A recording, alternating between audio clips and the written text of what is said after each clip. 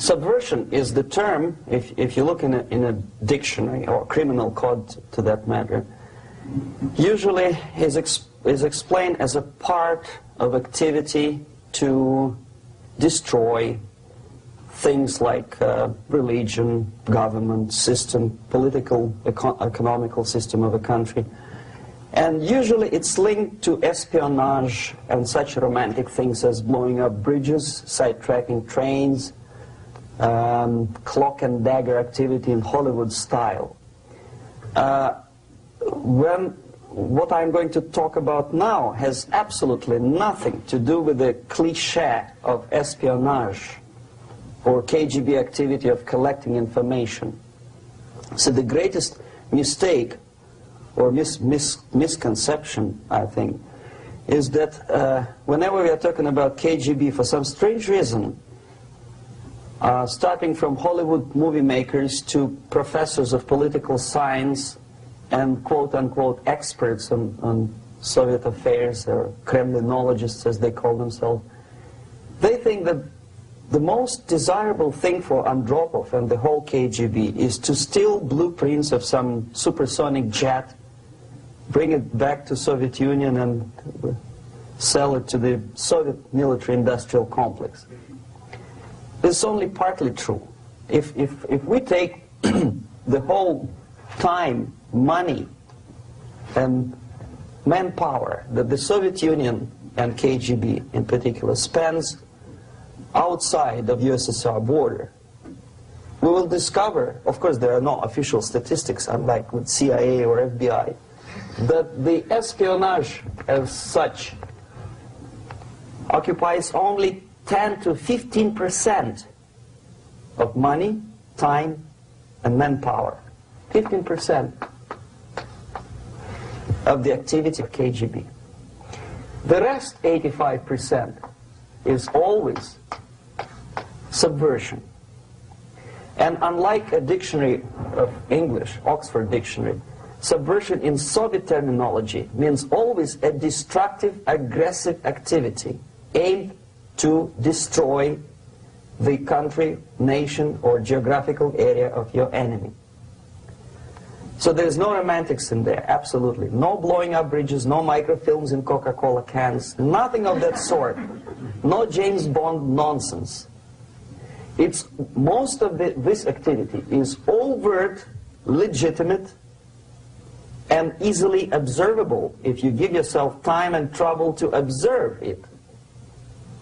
But according to the law and law enforcement systems of the Western civilization, it's not a crime. Exactly because of misconception, manipulation of terms. We think that subverter is a person who is going to blow up our beautiful bridges. No. Subverter is a student who comes for exchange, a diplomat, an actor, an artist, a journalist like myself was 10 years ago. Now, subversion is an activity which is a two-way traffic. You cannot subvert an enemy which doesn't want to be subverted. If you know history of Japan, for example, before 20th century, Japan was a closed society. The moment a foreign boat comes to the shores of Japan, the Imperial Japanese Army politely tells them to get lost. And if American salesman comes to the shore of Japan, let's say 60 or 70 years from now back, and says, oh, I have a very beautiful vacuum cleaner for you, with the good financing, he says, please leave us, we don't need your vacuum cleaner. If they don't leave, they shoot them to preserve their culture, ideology, traditions, values intact. You were not able to subvert Japan. You cannot subvert Soviet Union because the borders are closed. The media is censored by the government.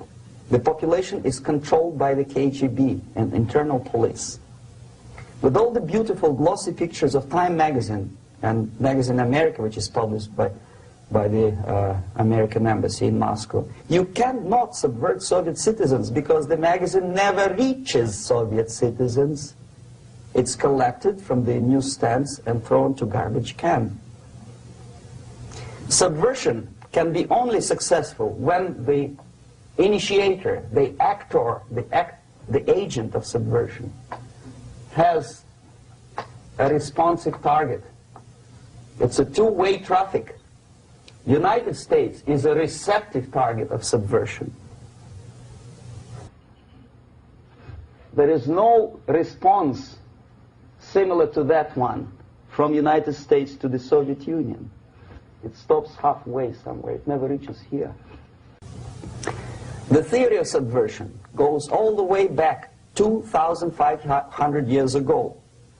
The first human being who formulated the tactics of subversion was a Chinese philosopher by the name of Sun Tzu.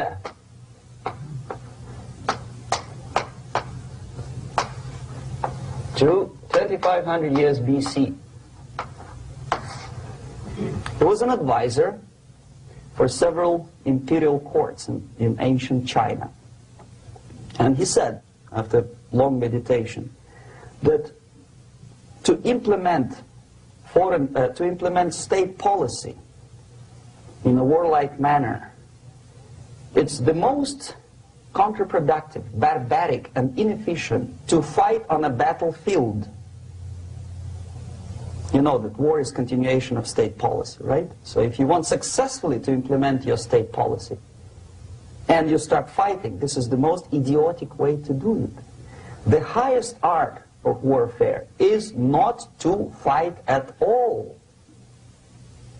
but to subvert anything of value in the country of your enemy, until such time that the perception of reality of your enemy is screwed up to such an extent that he does not perceive you as an enemy, and that your system, your civilization, and your ambitions look to your enemy as an alternative, if not desirable, then at least feasible.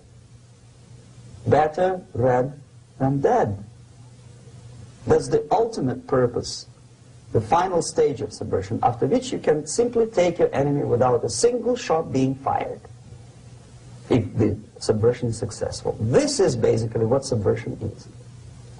As you see, not a single mentioning of blowing up bridges. Of course, Sun Tzu didn't know about blowing up bridges. Maybe there were not that many bridges at that time. But the basics of subversion is being taught to every student of KGB school in USSR and to officers of military academies. I'm not sure if the same author is included in the list of reading for American officers, to say nothing about ordinary students of political science. I had difficulty to find the translation of Sun Tzu in the library of a university in Toronto and later on here in Los Angeles. But it's a book which is not available. It is forced to every student in USSR. Every student who is taught to be dealing further in his future career with foreigners. What subversion is? Basically, it consists of 4 periods, time-wise. If we start from here and go this way, time, right? This is the beginning point. The first stage of subversion is the process which is called, basically, demoralization. It says for itself what it is.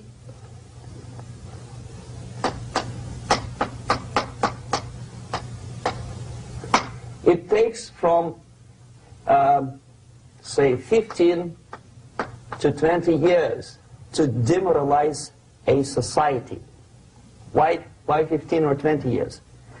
This is the time sufficient to educate one generation of students or children. One generation, one lifetime span of a person, a human being, which is dedicated to study, to shaping up the outlook, ideology, personality. No more, no less. Usually it takes from 15 to 20 years. What it includes? It includes influencing, or by various methods, infiltration, propaganda methods, direct contacts, doesn't really matter. I will describe them later. Of various areas where public opinion is formulated or shaped. Religion, educational system, social life, administration, law enforcement system, military, of course, and labor and employer relations, economy. Okay? 5 areas. I will not write them down because we will not have enough space.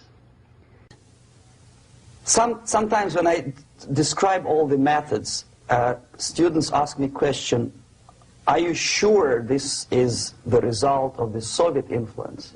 Not necessarily. You see, the tactic of subversion, about which I'm talking, is similar to the martial art, the Japanese martial art. If some of you are familiar with that tactic, probably you will remember that if an enemy is bigger and heavier than yourself, it would be very painful to resist his direct strike. If a heavier person wants to strike me in the face, it would be very naive and counterproductive to stop his blow. The Chinese and Japanese judo art tells us what to do.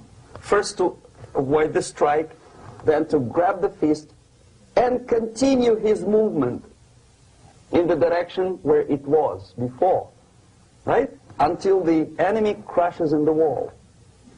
You see? So, what happens here, the target country obviously does something wrong.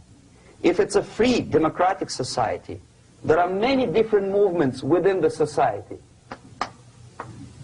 There obviously, in every society, there are people who are against this society. They may be simple criminals, ideologically in disagreement with the state policy, conscientious enemies, simply psychotic personalities who are against anything, right?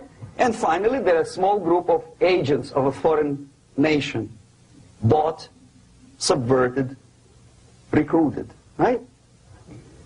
The moment all these movements will be directed in one direction, right?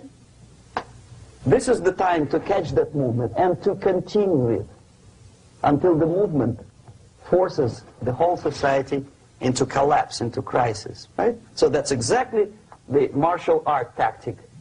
We don't stop an enemy. We let him go. We help him to go in the direction we want them to go. Okay? So, on the stage of demoralization, obviously there are tendencies in each society, in each country, which are going to opposite direction from the basic moral values and principles. To take advantage of these movements, to capitalize on them, is the main purpose of the originator of subversion. So we have religion, we have education, we have social life, we have power structure, we have labor relations, unions, and finally we have law and order. 1, 2, 3, 4, 5, 6. Okay? These are the areas of application of subversion. What it means exactly? In case of religion, destroy it, ridicule it, replace it with various sects, cults, which bring people's attention, faith, whether it is naive, primitive, doesn't really matter. As long as the basically accepted religious dogma is being slowly eroded and taken away from the supreme purpose of religion, to keep people in touch with the supreme being, that serves the purpose. Therefore, replace it, accepted, respected religious organizations with fake organizations. Distract people's attention from the real faith and attract them to various different faiths. Education. Distract them from learning something which is constructive, pragmatic, efficient. Instead of mathematics, physics, foreign languages, chemistry, teach them history of urban warfare, natural food, home economy, your sexuality, anything, as long as it takes you away, okay, Social life. Replace traditionally established institutions and organizations with fake organizations. Take away the initiative from people. Take away the responsibility from naturally established links between individuals, group of individuals, and society at large, and replace them with artificially, bureaucratically controlled bodies. Instead of social life and friendship between neighbors, establish social workers institutions. They're people who are on payroll of whom? Society? No. Bureaucracy. The main concern of social workers is not your family, not you, not social relations between groups of people. The main concern is to get the paycheck from the government. What will be the result of their social work doesn't really matter. They can develop all kind of concepts to show to the government and to the people that they're useful. Okay, away from the natural links, power structure. Okay, the natural bodies of administration, which are traditionally either elected by people at large or appointed by elected leaders of society, are being actively substituted by artificial bodies. The bodies of people, groups of people, whom nobody elected. Never. As a matter of fact, most of the people don't like them at all, and yet they exist. One of such group is media. Who elected them? How come they have so much power? Almost monopolistic power on your mind. They can rape your mind. But who elected them? How come they have a nerve to decide what is good and what is bad for the elected by you, president, and his administration? Who the hell are they? Spiro Agnew, who was hated by the liberal left, called them a bunch of enfeebled snobs. And that's exactly what they are. They think they know. They don't. The level of mediocrity. In a big establishment like New York Times, Los Angeles Times, major television network, you don't have to be excellent journalist. You have to be exactly a mediocre journalist. That's easier to survive. There's no competition anymore. You have your good, nice income, $100,000 a year. That's it. Whether you are better or worse doesn't really matter anymore. As soon as you're smiling to the camera and do your job. That's it. No more competition. Power structure slowly is eroded by the bodies and groups of people who do not have neither qualification nor the will of people to keep them in power, and yet they do have power. Okay. Together with that, there is another process. Law enforcement, law and order organization and structure is being eroded. For the last 20, 25 years, if you see old movies and new movies, you can see that in new movies, a policeman, an officer of the United States Army looks dumb, angry, psychotic, paranoid. A criminal looks nice, kind of, well, he smokes hash and shoots the whatever drug, but basically he's a nice human being. He's creative. And he's unproductive only because society oppresses him. Whereby a general of Pentagon is always, by definition, a war maniac. A policeman is a pig, rude policeman. He abuses his power. No? A generalization like that. The hatred, the mistrust to the people who are supposed to protect you and enforce law and order. Moral relativity. The Angelo Buono process lasted 2 years in Los Angeles. Relativity. The Angelo Buono process lasted 2 years in Los Angeles. And yet there are still some lawyers who say, look, he's a nice character, as a matter of fact.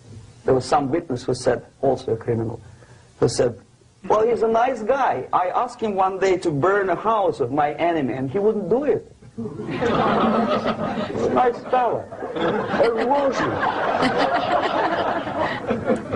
A slow substitution of basic moral principles, whereby a criminal is not a criminal, actually. He's a defendant. Even if his guilt is proven, There is still a doubt, to kill or not to kill, to be or not to be. Thou shalt not kill, yes, but this line may not necessarily be applicable to a murderer. Thou shalt not murder. That should be the presumption, not that thou shalt not kill. Okay, labor relations. At this stage, within 15 to 20 years, we destroy the traditionally established links of bargaining between employer and employee. The classical Marxist-Leninist theory of natural exchange of goods. A person A has 5 sacks of grain and person B has 5 pairs of shoes. And the natural exchange without money is when they bargain between each other. And only with the introduction of the third force, C, an entirely third foreign stranger who says, no, don't give him 5 sacks of grain, give it to me, and you give me your 5 pairs of shoes, and I will distribute it accordingly, so that the economy will go. This is the death of natural exchange, death of natural bargaining. Well, trade unions were established 100 years ago. The objective was to improve working conditions and to protect the rights of workers from those employers who were abusing their right because they had more money. Objectively, at that time, initially, the trade union movement did work. What we see now is that the bargaining process is no longer resulting in the compromise, which is leading objectively to betterment of working conditions and increase of salary. What we see is that after each prolonged strike, the workers lose. Even if they have 10% increase of their salaries, they cannot catch up due to inflation and due to missed time. More than that, millions of people suffer from that strike because economy now is interdependent. It's intertwined like one body. If previously steel workers, say 100 years ago, could strike and nobody would suffer, now it's impossible anymore. If a garbage collector strikes today, the rest of the multi-million city is stinking.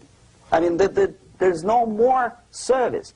In Quebec, for example, we had the electricians who were on strike in the middle of winter. You can freeze your bottom, and they still were on strike. Did they catch up with the salary? No, they lost. Who benefited? The leaders of trade unions. What is the motivation for strike? Improving of workers' condition? No, obviously it's not. Then what is it? Ideology. To prove to these capitalists. And the obedient horde of workers, like sheep, follow these people. And they cannot disobey. Why? Because if they do, you know what happens to them. Pickets, murders, shooting truck drivers by picketers. In Montreal, for example, I saw with my own eyes when I was correspondent of CBC International, Canadian Broadcasting Corporation, when the workers of aircraft factory destroyed computers and the equipment in the factory. And the administration employed strike breakers. Their cars were turned upside down and burned. Their houses were burned. Their kids were intimidated. And some victims were there. Of that you can be sure. Why? To improve conditions of workers? No. Ideology. Okay, so this is what happens basically. It may or may not happen without the help of the Soviet Union. But the natural tendencies are being greatly taken advantage of and capitalized by the Soviet propaganda systems. How? Whenever trade union strikes, we have influx of propaganda, mass media, ideological dissemination. The workers' right, and we repeat it like parrots. Yes, workers' right. Whose rights? Workers? No. The only freedom of worker to sell his labor according to his own desire and will is taken away from him. By whom? By trade union boss. Unlimited power is given. Responsibility. I want to sell my labor not for $2.50 an hour, but for $2. I don't have right. My freedom is denied to me. I know that if I sell my work for $2 an hour, not for $3 an hour, I will compete better with the other guy who is lazy and more greedy. I don't need $3. I need only $2. No, I was made to believe by media, by business, by advertising agencies that I need more and more and more. Have you ever heard any advertising on TV to consume less? No. No way. Whether you need a six-cylinder car or not, you have to buy it. And hurry up. When I was driving here, on the local radio station, an excited announcer said, "You hurry up, rush and save, save, save. There is a pantyhose sale." Save by buying more. See? Of course. It would be too naive to expect that KGB makes that advertising agency to do such a crazy commercial. No, of course not. But what we did when I was working for Novosti Press, we would snow plow editorial offices, student organizations, religious groups with literature of class struggle, if not directly Marxism-Leninism propaganda, then a propaganda of the legitimate aspirations of working class, betterment of life, equality. Equality, mind you. President Kennedy once said, we will make America to believe that people are born equal. Are people born equal? Is there any mentioning in the Bible or any other holy scripture in any religion, if you don't believe me, go to the library and check it, there is not a single word about equality. Just the opposite. By your deeds, God will judge you. What you do is important. The merit of your personality. You cannot legislate equality. If you want to be equal, you have to be equal. You have to deserve it. And yet we build our society on the principle of equality. We say people are equal. We know it is false. It's a lie. Some people are tall and stupid. Others are short, bold, and clever.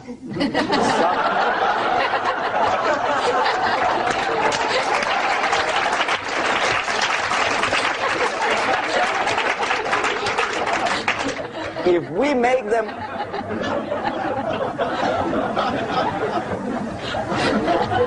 make them equal by force,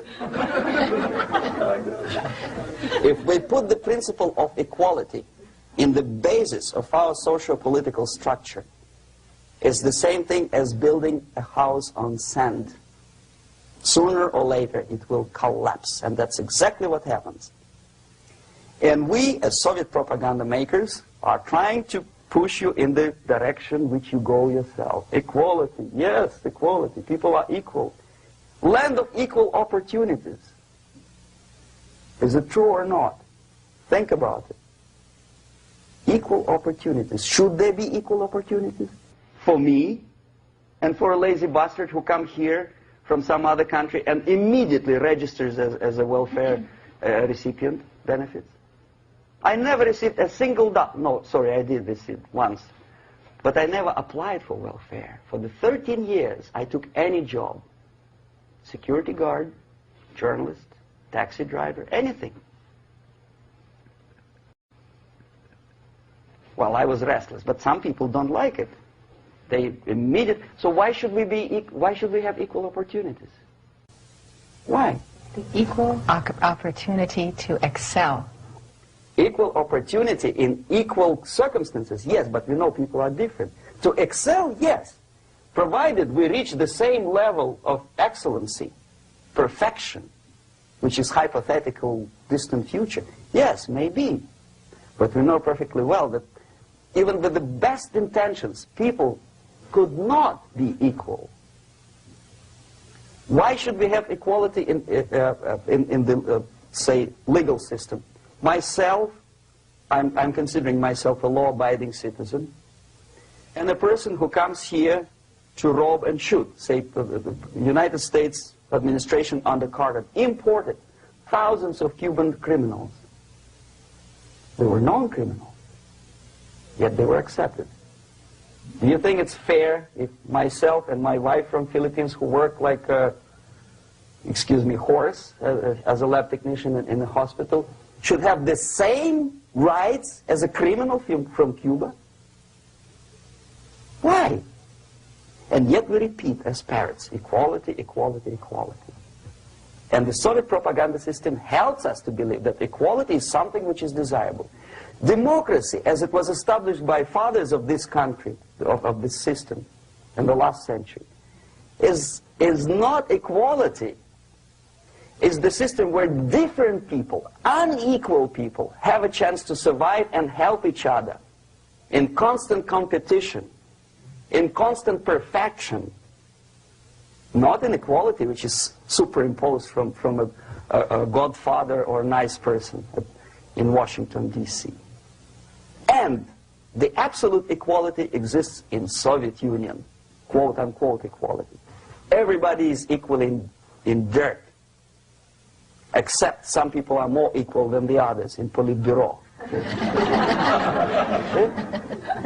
So, the moment you bring a country to the point of almost total demoralization, when nothing works anymore, when you are not sure whether it is right or wrong, good and bad, but there's no division between evil and good, when even the leaders of church sometimes say, well, violence for the sake of justice, especially social justice, is justified in the countries like Nicaragua, El Salvador, well, maybe Rhodesia, and we listen to them and say, yeah, probably it's true. Is it true? No, it is not true. Violence is not justified, especially for the sake of quote-unquote social justice introduced by Marxist-Leninists, that is my former colleagues from Novosti Press Agency. Okay, so we reached that point. The next step is destabilization.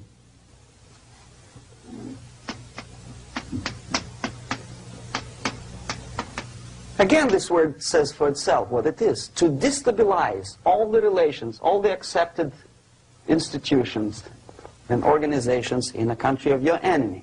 How you do it? You don't have to send a battalion of KGB agents to blow up bridges. No. You let them do it themselves.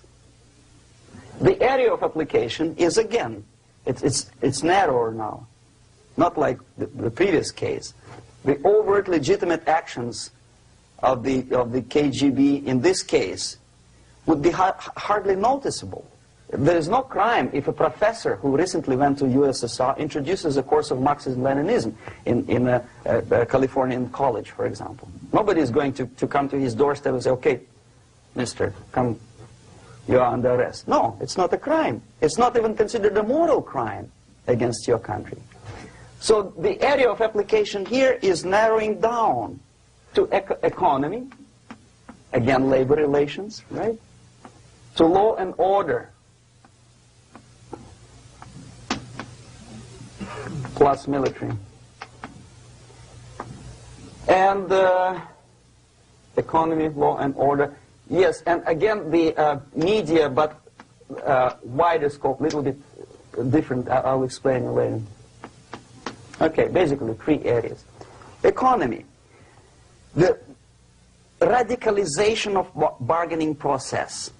If on that stage we still could achieve, theoretically, some positive compromise between the negotiating sides with say, the arbitrary, introduction of arbitrary judges, a third side, objectively judging the demands of both sides. Here it's radicalization.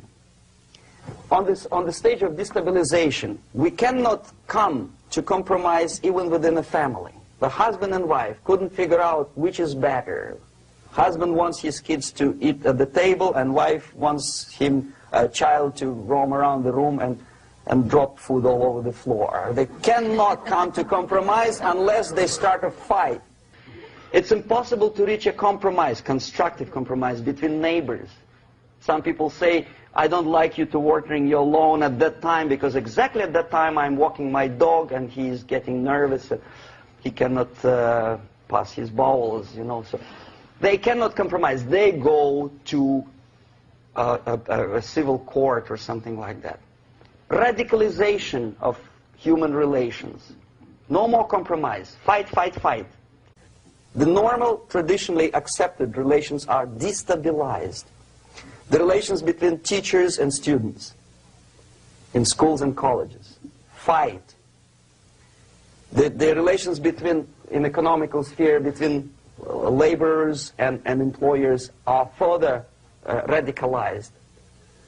No more acceptance of the legitimacy of demands of workers. Unlike Japanese, with the theory Z, if you ever heard about it, where the workers are involved in decision-making process, therefore they don't have moral incentive to fight their bosses. In the United States, it's just the opposite.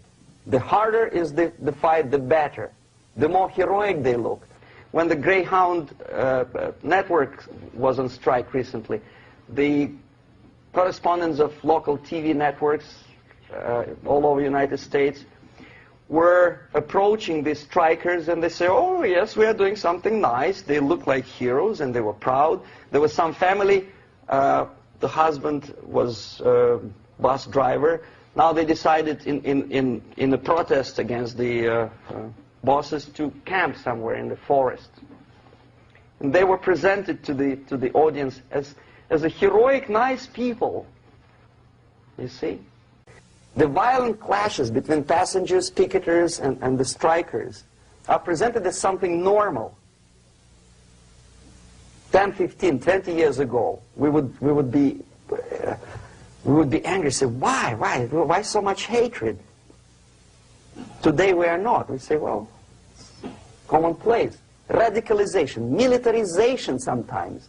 As I explained on that stage, I took a step a little bit further. Shooting people. Okay, law and order now also is pushed into the area where previously people settled their differences peacefully and legitimately. Now we are getting with this court cases in the smallest irrelevant cases. We cannot solve our problems anymore. The society at large becomes more and more antagonistic between individuals, between groups of individuals, and the society at large.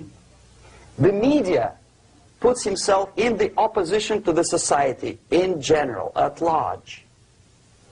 Separate, alienated. Okay?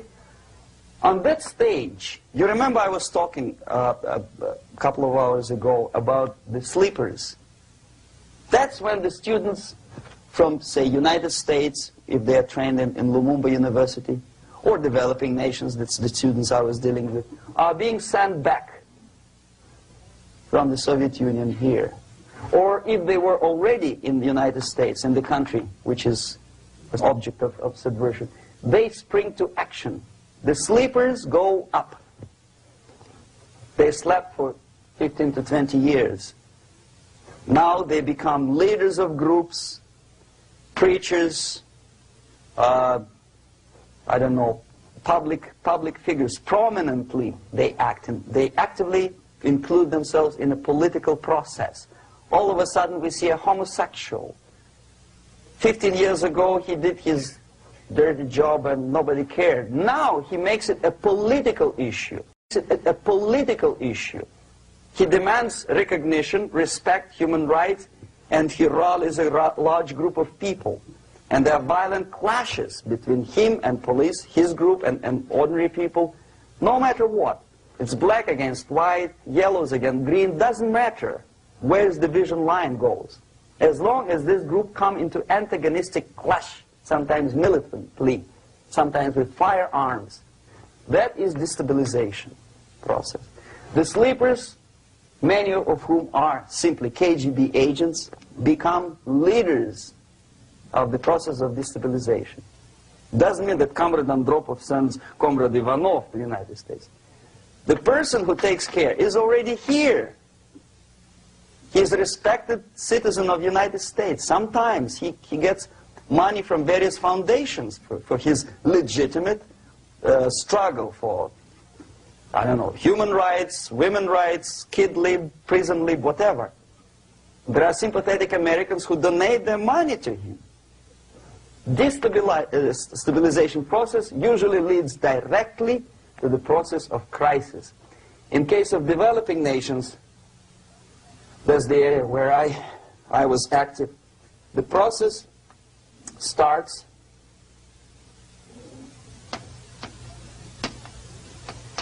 when the legitimate bodies of power, the social structure collapse. It cannot function anymore.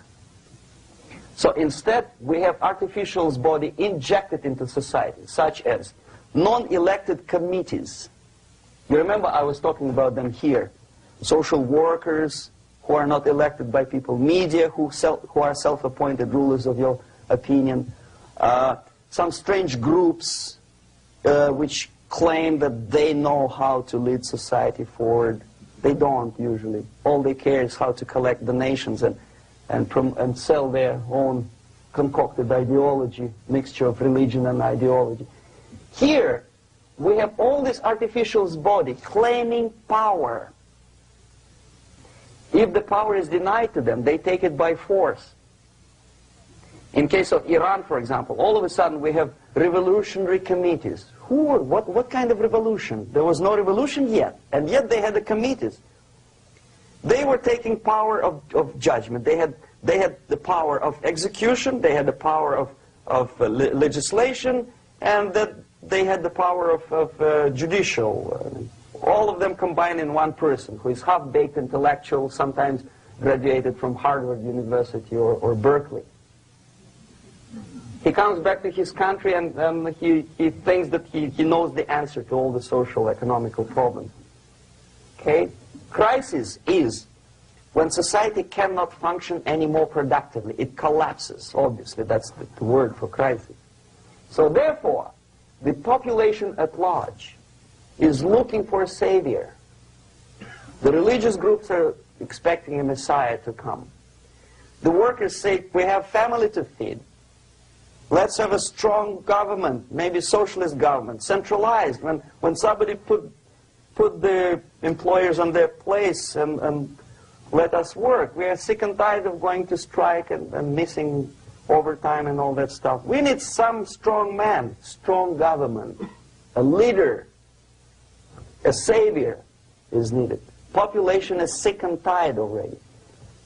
And here we are. We have a savior. Either a foreign nation comes in, or the local group of leftists, Marxists, no matter what they call themselves, Sandinista, a reverend or some sort, Bishop Muzureva, like in Zimbabwe, doesn't matter. A savior comes and says, I will lead you. So we have two alternatives here. Civil war, an invasion. Okay? See how it goes? Civil war, we know what it is. Lebanon is the best example. The civil war, which was artificially implanted in Lebanon by injection of force of PLO, Palestinian Liberation Organization. Invasion we had in many other countries like Afghanistan, name any East European country, it was invaded by the Soviet army. But the result is the same. The next stage is normalization. Normalization is a very ironic word, of course. It is borrowed from 1968 situation in Czechoslovakia, when the Soviet propaganda, and after them New York Times, declared the country is normalized. The tanks moved into Prague, so there's no more Prague Spring, there's no more violence. Normal, normalization.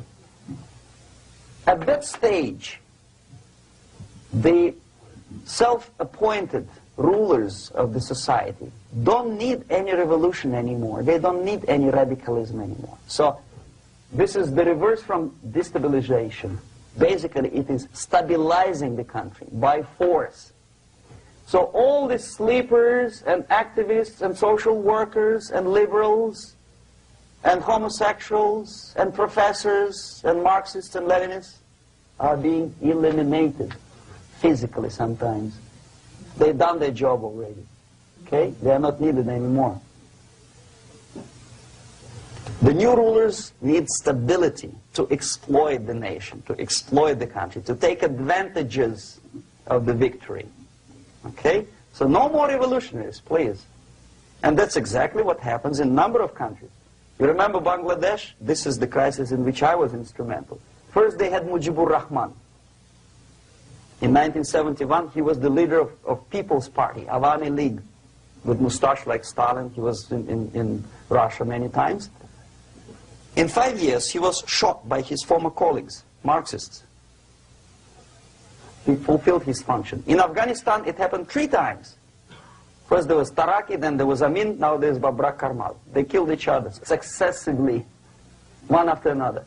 The moment he fulfills his duty, the first one demoralized country, the second destabilized, the third one brought it to crisis. Goodbye, comrades. Babrak Karmal comes from Moscow and put into the seat of power. Same thing happened in Grenada recently. Maurice Bishop, Marxist, was killed by Austin, what's his name, General something, who was also a Marxist. Right? So no more revolutions, please. Normalization now. From now on, no more strikes, no more homosexuals, no more women lead, no more kid lead, no more lead, period. A good, solid, democratic, proletarian freedom. That's it. Now, to reverse this process takes enormous effort. When today, United States had to invade Grenada to reverse the process of subversion. Some people say, boy, this is not good, it's not kosher to invade the beautiful country, island of Grenada. Well, why didn't you stop the process here, when Grenada was just approached by leftists? Why not to prevent Maurice Bishop to come in power in the first place? Did Grenadians want him? Very questionable. They didn't know who was Maurice Bishop in the first place. He came to power by coup d'etat himself. Okay? No, we let the situation develop further and further and further until the crisis and normalization very soon. And then the United States decided to invade country, discovering that the country was absolutely a military base for the Soviet Union. Of course it's a drastic measure. Of course it's a pity that Marine Corps had to lose, what, 17 lives. Very bad. Why not to stop the process before it comes to crisis? Oh no, intellectuals will not let you. It's interference into domestic affairs. They're very careful not to let American administration to interfere in domestic affairs of Latin American countries. They don't mind Soviet Union interfere in these affairs. Okay. So to reverse this process, from here, it takes only and always military force. No other force on earth can reverse this process at this point. At this point, it does not take military invasion of the United States Army. It takes strong action, like in Chile. A CIA covert involvement to prevent the savior from outside to come into power and to stabilize country before it erupts into civil war. Country before it erupts into civil war. Okay? Support the right-wing conservative forces. By money, by crooks or love, doesn't matter. Stabilize the country. Don't let the crisis develop into civil war or invasion. Oh no, your liberals will say it's against the law. The Congress will not appropriate money for covert actions of CIA. Why not? Should we wait till the normalization come and Soviet tanks land in Los Angeles airport? Now, at that point, at the point of destabilization, also the process could be reversed. Again, easily than this. No CIA involvement at this point. You know what it takes here? Restriction of some liberties for small groups which are self-declared enemies of the society. As simple as that. Oh no, the media and liberals will tell you this is against the American Constitution. How can we by force, deny the civil rights to criminals, for example. It's not good. Okay? So we allow them to... Okay, if you allow the criminals to have civil rights, go on and bring the country to the crisis. This is a bloodless way to do.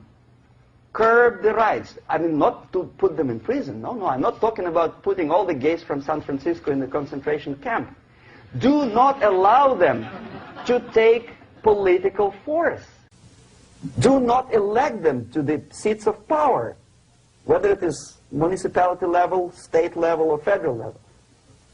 It has to be beaten in the heads of American voters that a person like that in the seats of power is an enemy. Do not be afraid of this word. It is an enemy.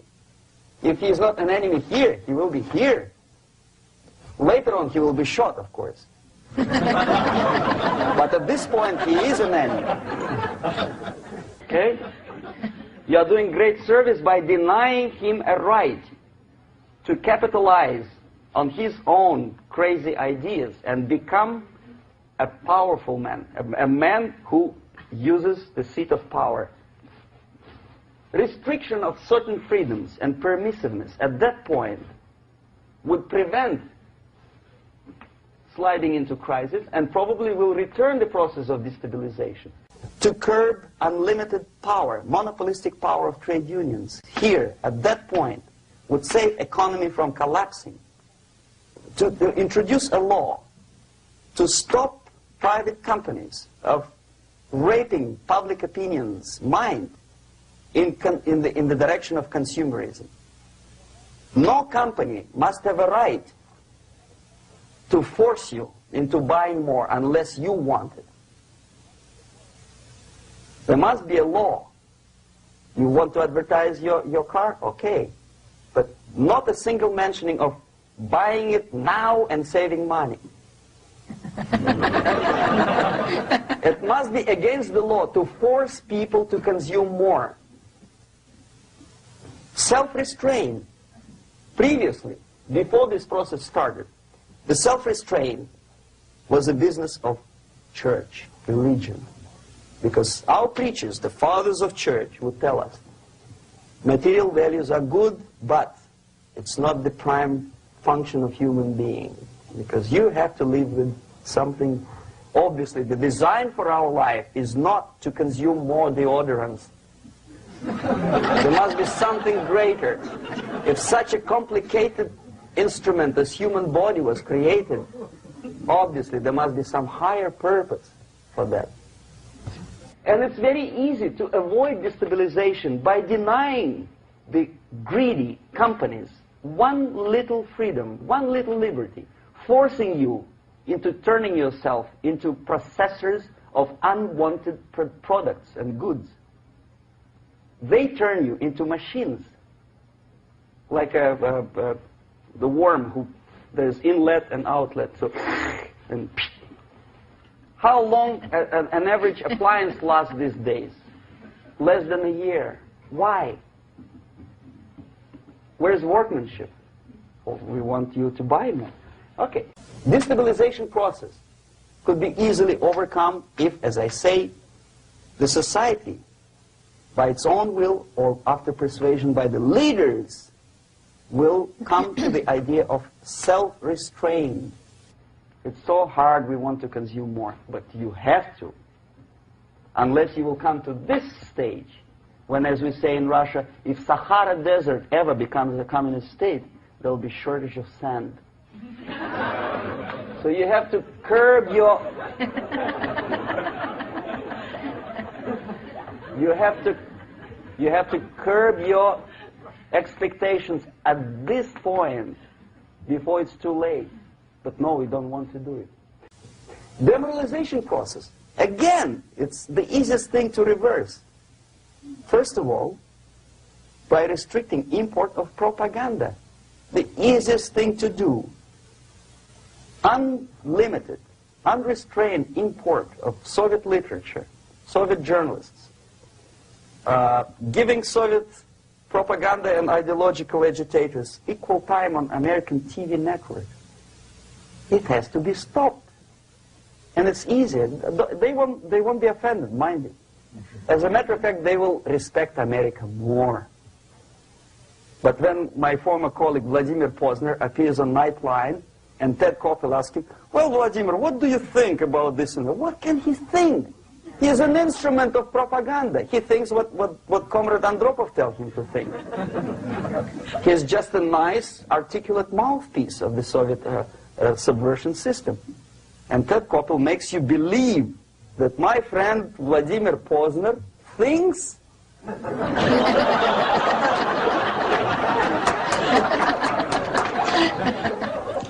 the process of demoralization may not have started at all if at that point the country, which is a recipient of subversion, actively, not violently, but actively, prevents importation of foreign ideology.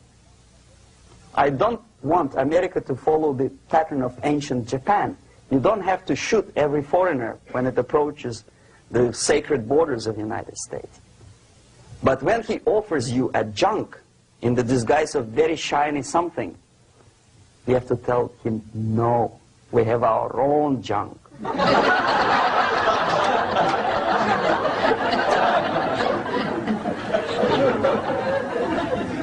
If at that point the society is strong, brave, and conscientious enough to stop importation of ideas which are foreign,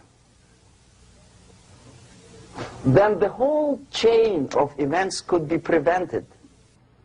Recently I've been to the Philippines, and I was shocked how in big cities like Manila, children listen to deafening music.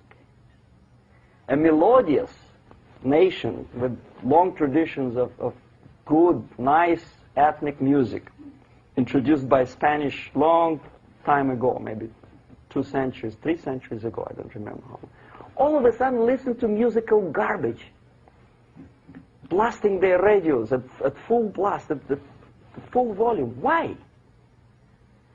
In India, I spent many years watching the reactions of Indians walking out of movie theaters after seeing Hollywood production. They couldn't figure out why Americans are so wasteful. They smash their cars, their shiny cars, every 5 minutes. How come they shoot each other for $500,000? Is it true that they are so obsessed with sex? Can you imagine showing a movie where each 5 minutes there's a copulation on the screen to a country like India with long tradition of respect to these private matters, or to Pakistan? And United States expect these people to respect you? No way.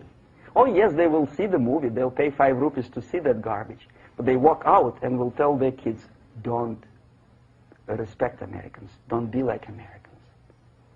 See?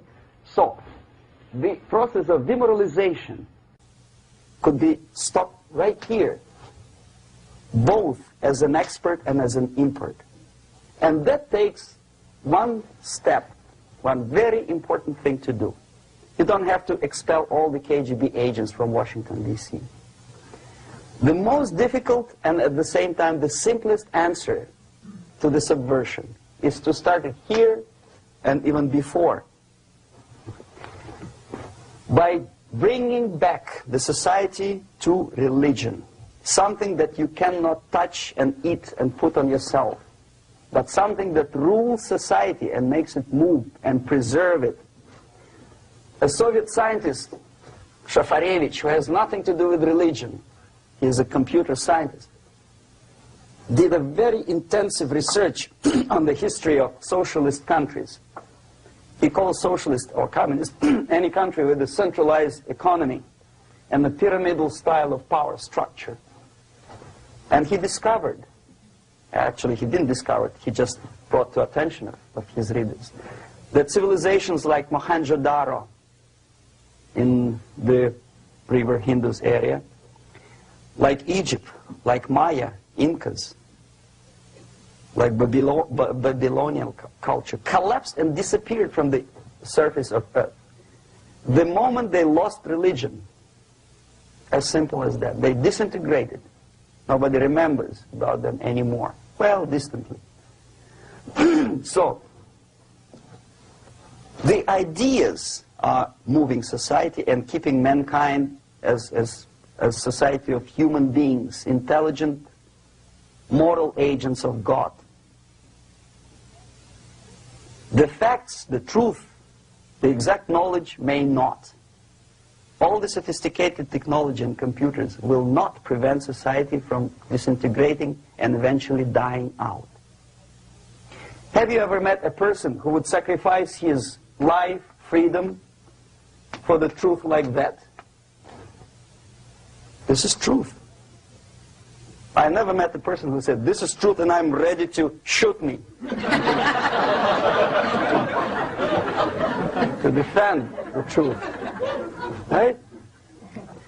But millions sacrifice their life, freedom, comfort, everything for things like God, like Jesus Christ. It's an honor. Some martyrs in the Soviet concentration camp died. And they died in peace, unlike those who shouted, "Long live Stalin," knowing perfectly well that he may not live long. Something which is not material moves society and helps it to survive. And the other way around, the moment we turn into 2 by 2 is 4 and make it a guiding principle of our life, our existence, we die. Even though this is true, and this we cannot prove. We only can feel and have faith in it. So the answer to ideological subversion, strangely enough, is very simple. You don't have to shoot people, you don't have to aim missiles and Pershings and cruise missiles at Andropov's headquarters. You simply have to have faith and prevent subversion. In other words, not to be a victim of subversion. Don't try to be a person who in judo is trying to smash your enemy and being caught by your hand. Don't strike like that. Strike with the power of spirit and moral superiority. If you don't have that power, it's high time to develop it. And that's the only answer. That's it. Thank you.